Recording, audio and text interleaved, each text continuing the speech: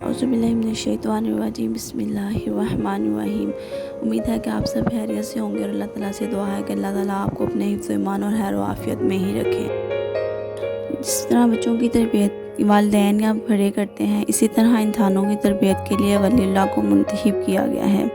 हज़ूर गौसे आज़म दस्तगीर, जिनके बारे में मशहूर है पीरांते पीर वलियों के सरदार और ये कामिल मुर्शिद थे।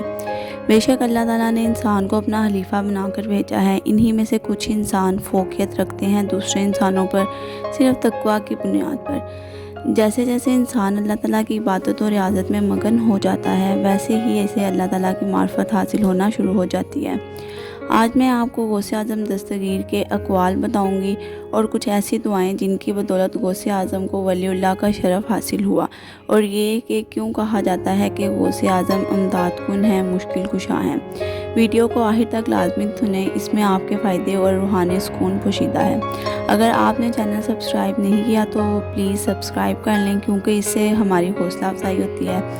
अच्छी बातों का इल्म हासिल करना ही असल इल्म है, और वलियों की सोहबत का तो क्या ही कहना। याह्या बिन मुआज़ रज़ियल्लाहु अन्हु फरमाते हैं कि वलीउल्लाह ज़मीन में अल्लाह की खुशबू है जिसे सिर्फ सदीक़ सूंघ सकते हैं। ये खुशबू सदीक़ों के दिलों तक ही पहुंचती है, इसीलिए वो अपने मौला की तरफ मुश्ताक़ रहते हैं। याह्या बिन मुआज़ हज़रत गौसे आज़म के मुरीदों में से हैं। आप फरमाते हैं कि एक बार मैं गौसे आज़म की मजलिस में गया और धागा साथ रख लिया कि आज देखूंगा कितने लोग तौबा करते हैं, उतने ही गिरे लगाता जाऊंगा। हज़रत गौसे आज़म की मजलिस में इस कदर रूहानियत होती थी कि तौबा के बगैर कोई ना उठता था। चुनांचे याह्या ने मजलिस के शुरू होते ही गिरा लगाना शुरू की। शुरू में 5-5 लोग उठते और याह्या गिरा लगाते जाते, लेकिन देखते ही देखते इतने लोग तौबा के लिए उठने लगे कि याह्या बिन मुआज़ से गिरा लगाना महाल हो गया।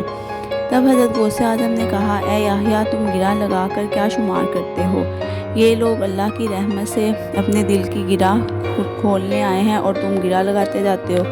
ये लोग तो अल्लाह की रहमत से ही तौबा कर रहे हैं, इसमें मेरा कोई कमाल नहीं है। तुम अल्लाह की रहमत को शुमार नहीं कर सकते। ये बात मनकूल है कि गौसे आज़म का मुरीद तौबा किए बगैर नहीं मरेगा। सुभान अल्लाह। गौसे आज़म का फरमान है कि बेशक मेरा हाथ मेरे मुरीद पर ऐसा है जैसे ज़मीन पर आसमान, और फरमाते हैं कि अगर मेरा मुरीद उम्दा नहीं तो क्या हुआ, मैं यानी इसका पीर तो अच्छा हूँ। आप रहमतुल्लाह अलैह ने फरमाया कि मुर्शिद की तलाश इसलिए ज़रूरी है कि इसकी तरबियत में रहकर इंसान ऐसी रूह हासिल कर ले जो दिल को ज़िंदा कर दे और मुरीद अपने रब की मार्फत हासिल करने में कामयाब हो जाए। मुरीदी ला तहफ़्फ़ुफ़ कह कर तसल्ली दी ग़ुलामों को, मुरीदी ला तहफ़्फ़ुफ़ कह कर तसल्ली दी ग़ुलामों को, क़यामत तक रहे बेखौफ बंदा गौसे आज़म का।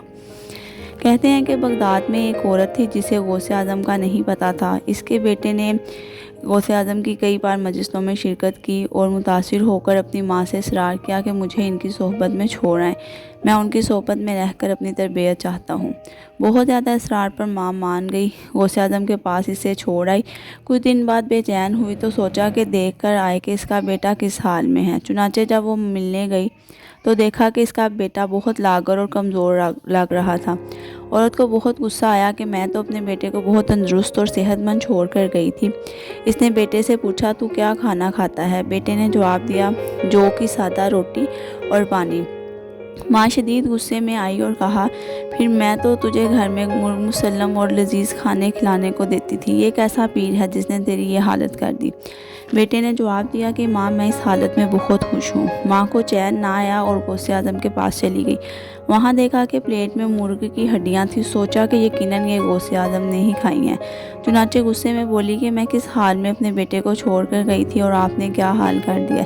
खुद मुर्ग मुसल्लम खा रहे हैं और मेरे बेटे को जौ की सादा रोटी, ये किधर का इंसाफ है? आप रहमतुल्लाह अलैह ने फरमाया कि तेरा बेटा मार्फत इलाही में है, परेशान ना हो, ये हालत इसकी मार्फत इलाही में है। लेकिन औरत को तसल्ली ना हुई तो आप रहमतुल्लाह अलैह ने प्लेट में पड़ी हुई हड्डियों पर हाथ फेरा तो वो ज़िंदा मुर्ग बन गई। तो आप रहमतुल्लाह अलैह ने फरमाया, जब तेरा बेटा इस काबिल हो जाएगा कि ऐसा कर सके तो ये सब कुछ खा भी पाएगा। ये वाक़या देखकर औरत का अक़ीदा मजबूत हो गया और वो मुतमईन हो गई। गौसे आज़म के दस्ता जो हैं वो इसमें ग्रामी में इस कदर बरकत है कि इनको पढ़ने से हर मुश्किल आसान हो जाती है। قسم ہے کہ مشکل کو مشکل نہ پایا، قسم ہے کہ مشکل کو مشکل نہ پایا، کہا ہم نے جس وقت یا غوث اعظم۔ آپ کا فرمان ہے جو کسی تکلیف میں مجھ سے مدد مانگے وہ تکلیف دور ہو، اور جو کسی سختی میں میرا نام لے اس کی سختی دفع ہو، اور جو کسی حاجت میں مجھے وسیلہ کرے وہ حاجت روا ہو۔ امداد کن از رنج و غم آزاد کن، در دین و دنیا شاد کن یا غوث اعظم دستگیر۔ آپ رحمۃ اللہ علیہ نے یہ بھی فرمایا کہ میں نے جو قرب کمال حاصل کیا وہ صرف درود پاک کی وجہ سے حاصل ہوا، اس سے درود کی اہمیت واضح ہوئی۔ آپ رحمۃ اللہ علیہ نے یہ بھی فرمایا کہ میں نے نیکیوں کے دفاتر کو الٹ پلٹ کر دیکھا تو مجھے اللہ تعالیٰ کی محلوق کو کھانا کھلانے سے بہتر نیکی نہیں ملی۔ میری تمنا ہے کہ میں کاش اللہ کی تمام مخلوق کو کھانا کھلاتا۔ یہ وہ تربیت کی باتیں ہیں جنہیں اپنا کر ہم دنیا اور آخرت میں کامیاب ہو سکتے ہیں۔ آپ رحمۃ اللہ علیہ نے اپنی آخری وصیت میں فرمایا، خدا کا خوف لازم کر، خدا کے سوا کسی سے نہ ڈر اور نہ ہی اس کے سوا کسی سے امید رکھ، اپنی تمام حاجتیں اللہ ہی کو سونپ اور اس کے سوا کسی پر بھروسہ نہ کر، جو مانگنا ہو اسی سے مانگ، اس کے سوا کسی کی مدد پر تکیہ نہ کر۔ اللہ بڑی عزت و جلال والا ہے۔